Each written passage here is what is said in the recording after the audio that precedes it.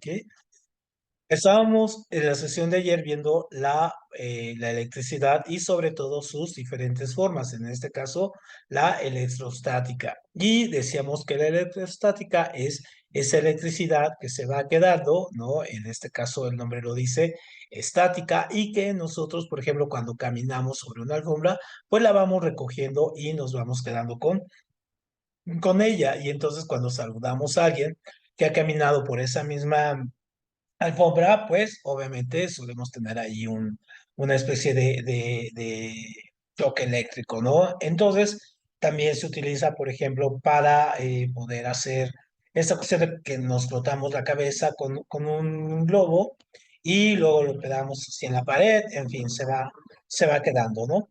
Entonces, obviamente la electricidad estática puede pasarse de estas formas, ¿no? Como decíamos, con un peine, ¿no? Generamos ahí a través de un imán o en este caso aquí, ¿no? A través de flotar y los papelitos pues se van a alzar cada vez que yo froto aquí o contacto aquí con un imán, entonces pues electrifica, ¿no? El instrumento que tengamos. Muy bien, entonces esa es la primera parte. Ahora, en otro sentido, la electricidad, ¿cómo viaja? Decíamos que nos tenemos que fijar en los electrones, ¿no? Entonces, la electricidad viaja a través de los metales, a través de los conductores, que les llamamos conductores. Ujú.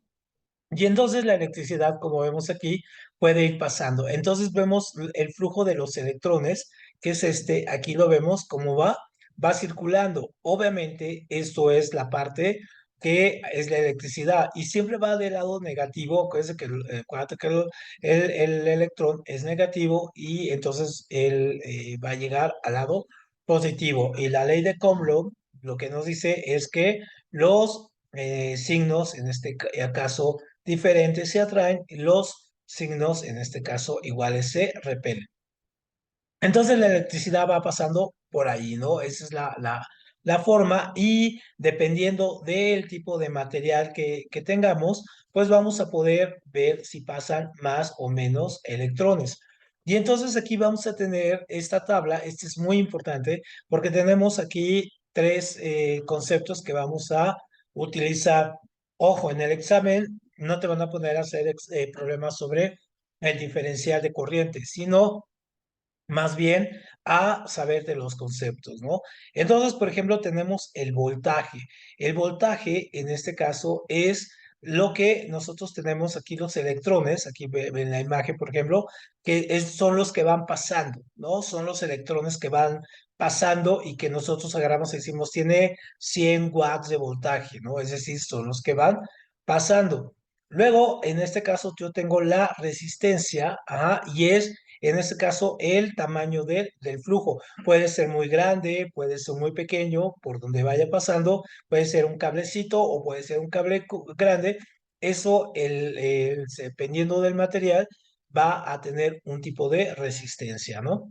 Y luego yo voy a tener la corriente, en este caso, va a ser obviamente la corriente ya de los electrones pasando como tal, ¿no? Entonces, obviamente, estas son eh, digamos, es lo que nosotros consideramos los conceptos clave, ¿no? Resistencia, esta oposición, ¿no? El voltaje es lo que nosotros enviamos y corriente es lo que pasa. Y entonces, lo que va a ir pasando a través de ello. Entonces, obvio, este tipo de conceptos los escuchamos mucho, por ejemplo, cuando estamos haciendo alguna reparación eléctrica o cuando estamos haciendo cables y todo, a ver si tiene el mismo voltaje, el flujo de corriente o cuánta resistencia oponen los materiales. Entonces, obviamente, se han ido creando materiales, en este caso, que se llaman superconductores. Es decir, tenemos conductores clásicos, por ejemplo, que son los de cobre, que son los cables que usualmente están en las casas de todos, ¿no? Tenemos esos cables ahí adentro de las casas. Entonces, por ejemplo, estos tienen como especie de resistencia, ¿no? Entonces va pasando la corriente y esta resistencia va a irse quedando, va a hacer que se queden algunos. Entonces la resistencia cuando va pasando la electricidad hace que el material se caliente. Y entonces al calentarse, obviamente porque tiene demasiado voltaje y mucha resistencia, hace que la corriente fluya de manera diferente. Entonces, por ejemplo, si el cable no es lo suficientemente grande o suficientemente bueno, lo que va a pasar es que se va a quemar, ¿no? Entonces, ese es el peligro de los incendios a través de las corrientes o de flujos como estos, de no tener, en este caso, materiales para los cables bien establecidos, ¿no? Entonces, ahora los superconductores son de materiales como silicio y, por ejemplo, un pequeño material o la fibra óptica también, por ejemplo, es un ejemplo de esto, que son pequeños filamentos que pueden absorber, pero muchísima, ¿no? Muchísima, en este caso, voltaje y la resistencia es menor, por lo tanto, la corriente es mayor, ¿no? Entonces, obviamente, los elementos como este del cobre, ¿no? O el zinc o todos estos que se utilizan, los alambres, pues obviamente cada vez van quedando en desuso, pues porque ya está la nueva generación de conductores de electricidad, que son los superconductores y que los utilizamos, por ejemplo, en los teléfonos celulares, ¿no? Y entonces, por ejemplo, tenemos los conductores, en este caso, aquí en esta imagen, tenemos conductores, en este caso, estos superconductores, que de silicio, entonces no hay oposición a los electrones, pasan de manera libre. En espacios pequeños pueden pasar muchísimo, ¿no? Un semiconductor es aquel que combina las dos tecnologías, es decir, que puede fluir mucha electricidad, pero aún así todavía tiene mucha resistencia y pues, el flujo es diferente. Pero obviamente un aislante, por ejemplo, como el plástico es un material aislante o la madera, no permite pasar la electricidad, entonces obviamente, pues aquí se queda la electricidad en choque, ¿no? O sea, no pasa más allá. Ujú. Entonces, obviamente aquí vamos a tener estos términos que teníamos, ¿no? En este caso, el voltaje, la resistencia y la intensidad de la corriente. Entonces, por ejemplo, cada uno se va a medir en diferentes formas. Esto es lo que te debes de aprender, esto es la parte, esto es lo que nosotros llamamos la ley de Ohm, ¿no? O sobre los circuitos y las diferencias de potenciales que tiene. Entonces, por ejemplo, cuando nosotros queramos medir, en este caso, el voltaje, vamos a, en este caso, medirlo en voltios, ¿no? Entonces, ahí no hay tanta diferencia. Voltaje, voltios, muy parecida. En este caso, cuando queramos medir la corriente o la intensidad de corriente, vamos a utilizar los amperios. Este es otro concepto. Y la resistencia la vamos a utilizar con ohmios. Entonces, estos son los tres conceptos que hay que tener en cuenta. Entonces, voltios, amperios, ohmios. Entonces, cuando tú vas con un electricista, usualmente tiene máquinas que miden estos elementos, ¿no? Y van viendo, en este caso, si quieren medir la resistencia o si quieren medir, en este caso, la corriente o el voltaje, entonces van sacando diferentes, en este caso, maquinitas ahí que tienen para medir esto, ¿no? En voltios, amperios, ohmios.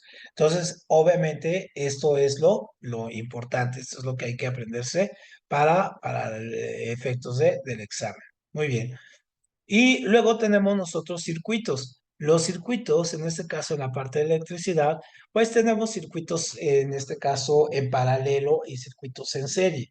Y en este caso, pues, ¿cómo funciona un circuito? Pues obviamente es igual con lo que tenemos en las casas, ¿no? Tenemos un generador de la corriente, tenemos, por ejemplo, aquí el receptor, el interruptor, este es el que permite que fluya, perdón, yo estoy con fluja, que fluya o se interrumpa, en este caso, la corriente. Este es el cable, ¿no? El conductor. Y tenemos un fusible. ¿Qué hace el fusible? Obviamente, lo que hace es que va a mandar la corriente en otra intensidad, de tal manera que si percibe o si la electricidad es más grande, pues obviamente se quema y corta la electricidad. Los fusibles se hicieron precisamente para no permitir que hubiera cortos o en este caso incendios. Entonces, por ejemplo, cuando estás en tu casa y hay un corto, inmediatamente los fusibles, hay un fusible que se quema. Pues, ¿por qué? Pues para que no se permita siguiendo que pase la corriente y se provoque, pues, no sé, algo peor, un incendio, cosas así, ¿no? Entonces, eso sería la parte del circuito. Pero obviamente estos circuitos, ajá, vamos a tenerlos de diferentes maneras, el circuito en serie y el circuito en paralelo.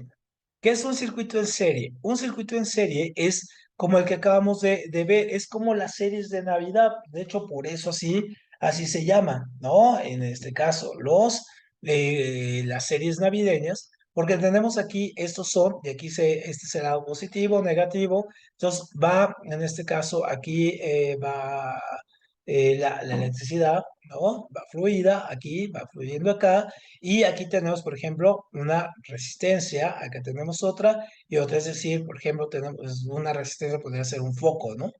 Aquí tenemos un foco, aquí otro que otro. Entonces, lleva el positivo y pasa positivo y también el negativo.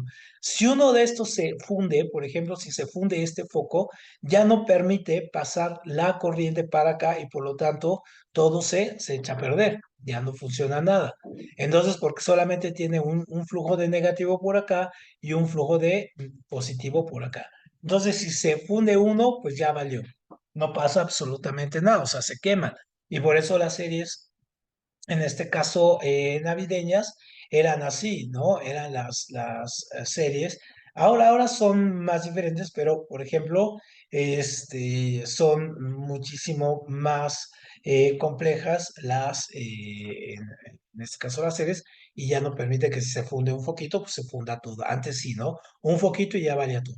Luego, circuito en paralelo, estas son las que tenemos en casa, ¿no? Entonces tenemos un positivo y un negativo.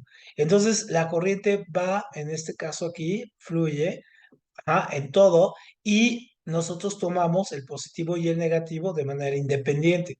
Entonces, no importa, en este caso, si se funde este foco, la corriente sigue cruzando, ¿no? No hay problema, sigue cruzando. Entonces, ahí está en paralelo. Esto es muy, muy importante. Entonces, en serie se funde uno y ya valió. En paralelo, obviamente, se funde uno, pero la corriente sigue cruzando. Ujú. Entonces, esto es para las series de Navidad, este es para lo que tenemos en casa, así cada uno tiene. Y entonces, obviamente, la electricidad, el paso de la electricidad, pues tiene unas ondas electromagnéticas, y entonces que cuando va pasando aquí el flujo eléctrico, nosotros vemos como en este caso marca hacia el norte, ¿no? Y si apagamos el interruptor, pues obviamente se regresa y marca a otra dirección. Entonces siempre el flujo, en este caso, va a electrificar, lleva un campo magnético. Y ese campo magnético va está en tono a, en este caso, el campo magnético terrestre también, ¿no? Eso es muy, muy importante. Ujú. Entonces, aquí, permíteme, borramos esto. Muy bien, entonces, ahora, eso es con respecto a la parte de la electricidad. Ahora pasamos al siguiente, en este caso, que es la parte de la óptica y de las ondas de sonido, ¿no? Entonces, la óptica y las ondas de sonido, pues, ¿en qué se parecen? En que básicamente las dos manejan este concepto, ondas, ¿no? Entonces, obviamente, al manejar ondas, pues vamos a compartir de alguna manera los mismos principios, ¿no? Los principios que tenemos. Entonces, por ejemplo, estos son conceptos que vamos a utilizar en los dos. Por ejemplo, longitud de onda. La longitud de onda, en este caso, va a ser esta cuestión, ¿no? Va a ser lo largo de la onda. Es decir, aquí vamos a tener de aquí, acá, esto es la longitud, lo que mide de aquí a aquí, ¿no? O lo que mide de acá a acá. Entonces, esa es la longitud de onda. Aquí lo tenemos mucho mejor, ¿no? Entonces, en estos tenemos ciclos. Entonces, por ejemplo, este es un ciclo, este es una cresta, este es un valle. Entonces, todo esto representa un ciclo, un ciclo va de aquí, va acá, ¿no? Esto. Luego, lo que yo llamo amplitud de onda es, en este caso, lo largo de la onda, lo ancho de la onda. Entonces, si es los sonidos, por ejemplo, tenemos algunos sonidos así, ¿no? Entonces, esto sería la amplitud y esto sería la longitud, ¿no? Amplitud, longitud, ¿no? De las ondas. Entonces, dependiendo de la longitud y la amplitud de las ondas, también es el fenómeno de la luz y también es el fenómeno del sonido, si es más agudo, si es más grave, en fin, ¿no? Entonces, cada ciclo, ¿no? Cada ciclo que va de aquí a acá se mide, eso le llamamos frecuencia. Eso se llama una frecuencia. Y un periodo, en este caso, abarca desde aquí, que llega hasta acá, y se repite, ¿no? Eso sería un periodo. El nodo son los puntos donde llega, donde pasa por la línea sobre esta, ¿no? Es decir, estos son los nodos. Ujú. Y acá, obviamente, vamos a tener las situaciones, por ejemplo, cómo se propaga, si es más rápido o si es más lento. Entonces, por ejemplo, el sonido se propaga en ondas y su velocidad es aproximadamente 300 metros por segundo. Eso es la velocidad del sonido. Entonces, por ejemplo, si cae un rayo, tú ves la luz, cae un rayo, cuentas cuántos segundos, cuentas, por ejemplo, 5 segundos, entonces 5 por 300 nos da 1500, entonces quiere decir que el rayo cayó a un kilómetro y medio, ¿no? Entonces, es la forma de saber aquí con esto. Pero la luz, ¿no? Es casi 300.000, en este caso, kilómetros por segundo. O sea, viaja a una velocidad muchísimo más rápida, porque aquí es metros sobre segundos, aquí es kilómetros, en este caso, por segundo, y son 300.000, ¿no? O sea, 100.000 veces esto. Entonces, obviamente también, con eso podemos saber cuál es la distancia, por ejemplo, que hay entre el Sol y la Tierra. Entonces, aquí está el Sol y aquí está la Tierra. Entonces la luz del sol, tarda, en este caso, en llegar en formas de onda, tarda 8 minutos, en este caso, en llegar viajando a esta velocidad, 300.000 kilómetros por segundo. Entonces, 300.000 por 8, entonces ya nos sale 2 millones y tantos, que son kilómetros, de los cuales está alejada la Tierra del Sol. Entonces, si el Sol, por ejemplo, se apagara de repente, nosotros tardaríamos 8 minutos en darnos cuenta que se apagó, ¿no? O que se fue. Muy bien, entonces eso es lo que comparten básicamente los dos, tanto la luz como el sonido, las formas de observarlas. Entonces, aquí algo muy importante que también te preguntan en tu examen va a ser esto. Por ejemplo, son características del sonido.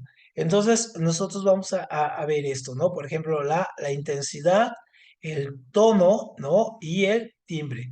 Cuando hablamos de la intensidad, en este caso, es que vamos a ver si el sonido, se escucha débil o fuerte. ¿Esto a qué se debe? A la amplitud, es decir, si la onda es más grande o si es más pequeña, ¿no? Eso es la intensidad. El tono, en este caso, depende de la frecuencia. El tono, esto es si es grave, agudo y todo. Y depende de la frecuencia, por ejemplo, si cuántas veces se repite, ¿no? O si está encimada una sobre otra, en fin, ¿no? Entonces, cuántas formas o cuántos ciclos tenemos. Y el timbre, en este caso, también depende de la onda, ¿no? Es decir, puede haber ondas muy largas y luego muy bajas, en fin, o muy cercanas, Entonces, eso va a ser el timbre, ya es que pueda ser muy pegajoso, también muy grave, o con eco, o sonido sucio, en fin, ¿no? Entonces, depende de la forma de la onda. Entonces, ¿cuáles son? Intensidad, tono y timbre son características del sonido y hay que tenerlas en cuenta, ¿no? Ahora, la luz. La luz, en este caso, nosotros podemos distinguirla ya sea como onda o en este caso en forma como en el espectro como un electrón. ¿Cuándo se forma la luz? En este caso, es cuando nosotros tenemos aquí los electrones y los electrones se están moviendo. Entonces pasa un electrón de un lado a otro o cambian en este caso en este caso otro átomo. Entonces, este electrón pasa por acá y este pasa por allá, lo que se llama la ionificación. Entonces, al hacer esto, cuando brinca de un lado a otro y este a otro, sale una energía restante que se llama fotón. Y eso es la luz, ¿no? Es este salto cuántico que se da aquí, entonces se llama fotón el resultado. Entonces, si nosotros tuviéramos, por ejemplo, ver con el espectro electromecánico, nosotros la luz, en este caso que vemos, es muy corta, ¿no? El espectro es muy, muy, muy, muy cortito. Entonces, lo que vemos nosotros está acá, ¿no? Esto es lo que vemos, esto es nuestro espectro. Ajá. Este es nuestro espectro. Entonces es lo que vemos. Y entonces, por ejemplo, si nos diéramos cuenta, aquí déjame hacerlo un poco más amplio, eso es lo que vemos, ¿no? Y entonces, por ejemplo, si nosotros pudiéramos ver todas las ondas, veríamos las ondas de radio, las microondas, los rayos infrarrojos, los rayos ultravioleta, ¿no? El calor que emitimos los cuerpos, ¿no? Los rayos gamma, los rayos X blandos, con los que se producen las radiografías, ¿no? Entonces, obviamente, veríamos eso, veríamos toda una serie, sería imposible, veríamos un montón de rayos y todo este asunto y no sería tan bueno. Y aquí lo que nos dice, por ejemplo, la longitud de onda, es decir, acuérdate que la longitud es lo largo de cada onda. Por ejemplo, las ondas de radio son muy largas, del tamaño, pueden ser del tamaño de un campo de fútbol, de una casa o de una pelota de tenis. O sea, es el tamaño que van teniendo, ¿no? Y entonces, por ejemplo, nosotros podemos escuchar la radio o ver la televisión, ¿no? A través de esas ondas. Y cuando son las ondas muy pequeñas, muy chiquitas, en este caso casi del tamaño de una molécula de agua de la proteína, son las luces, rayos, las luces ultravioleta o los rayos X o los rayos gamma, esos que pues nos producen radiación y que pues nos pueden provocar cáncer o todo ello, ¿no?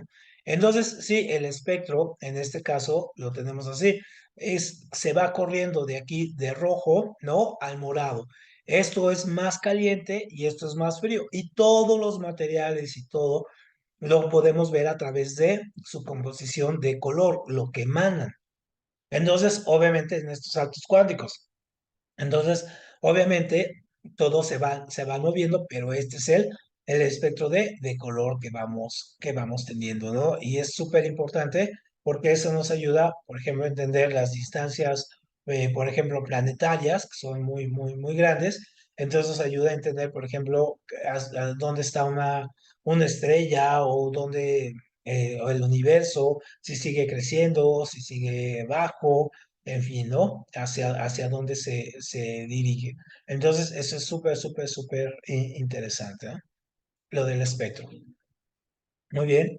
Y luego tenemos aquí, ¿no? También cómo se propagan las ondas. Algo muy interesante, esto no es este esquema es un poco más complejo. Lo que queremos entender es, por ejemplo, que las ondas, en este caso de sonido, ¿no? Se transmiten más rápido bajo el agua que en el aire. Es decir, en el agua, como es un fluido, obviamente van más rápido, y en el aire, como tienen que ir cambiando y tienen que ir combinándose con los gases, entonces obviamente van siendo más lentas. Entonces, esto es mucho más rápido abajo del agua que arriba, ¿no? Entonces, ojo, porque eso también suele ser pregunta de examen, en dónde viajan las ondas muchísimo más rápido. Y entonces, ojo, porque esto es súper importante. También vamos a tener en este caso con estas ondas, cuando se reflejan, vamos a tener diferentes tipos de fenómenos. Por ejemplo, tenemos el fenómeno de la reflexión, que es, por ejemplo, tengo un espejo, entonces las ondas rebotan. ¿no? O cuando son materiales blancos, las ondas de luz rebotan. Y estos son los que te piden, cuando tenemos y las ondas pasan, pero se distorsionan, por ejemplo, tienes un vaso de agua y metes un lápiz y se ve cómo se distorsiona en este caso, entonces obviamente eso es la refracción. Entonces esta es la reflexión, esta es la refracción. Y entonces tenemos otros como la absorción, por ejemplo, si este es un material negro, ¿no? Entonces suele entrar las ondas aquí y este material pues las absorbe y no la deja salir. Entonces, por eso el color negro es muy caliente, ¿no? Porque obviamente se queda ahí. O también funciona un poco para lo que en física, bueno, aquí en esta misma materia, se les llama los hoyos negros, que veíamos que absorben la luz y está la fuerza de gravedad, pues que no la dejan salir, ¿no? No dejan salir la fuerza de gravedad a la luz. Y estos son fenómenos, por ejemplo, de la difracción, donde se crea, por ejemplo, el espectro de luz, que viene la luz, en este caso blanca, pasa por un prisma y entonces tenemos los colores del arco iris. Entonces pasa, por ejemplo, cuando está lloviendo y hay gotas de agua en el ambiente, de sol, por ejemplo, y hay un poco de sol, entonces esa luz que viene del sol, al pasar por la humedad que está en el aire, pues crea los arcoíris, ¿no? Es lo que se crea con los arcoíris con esto. Entonces tenemos refracción, reflexión y difracción. Entonces, difracción es con la que se llaman estos arcoíris, reflexión es que la rebota y refracción es que distorsiona la forma, ¿no? Son los tres conceptos básicos que hay que saber. Entonces, un poco ya para terminando, bueno, esto ya lo vimos aquí, esto también. Ah, bueno, ya con esto terminamos, ¿no? Esto era nuestro último tema, era lo que terminábamos. Muy bien, por eso te comentaba que hoy íbamos a terminar un poquito más temprano. Muy bien, Diego. Entonces, con esto acabamos y ahora descansa y nos vemos el lunes, porque el lunes vamos a empezar a ver, vamos a combinar un día matemáticas, un día historia, un día matemáticas, un día historia y así, ¿no? Y así ya casi nos vamos a ir para y ya cerrando el curso y vamos a terminar con la materia de civismo, ¿no? Acuérdate que ya nos queda menos de un mes, nos quedan 3 semanas, entonces estas 3 semanas van a ser muy intensas, ¿sale? Pues diviértete y nos vemos entonces el próximo lunes. Muchas gracias, Diego.